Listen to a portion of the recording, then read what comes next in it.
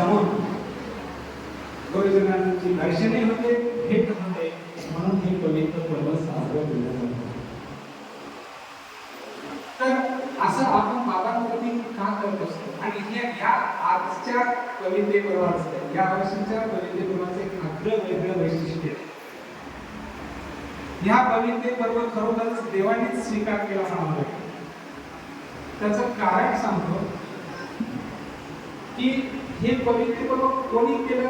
आमचे गुरुजी परमपूजनीय आदरणीय श्रद्धेय प्रातःस्मरणीय श्री गुरुवर्य बाबाजी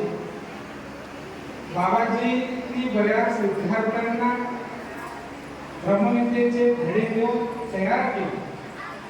आणि मग धडे देऊन तयार केल्यानंतर ती मंडळी उपदेश देऊन ती मंडळी येत असते. दरवर्षी पवित्र होत असते. आम्ही लहानपणापासून 2000 पासून आम्ही वामखड्यांची मंडळी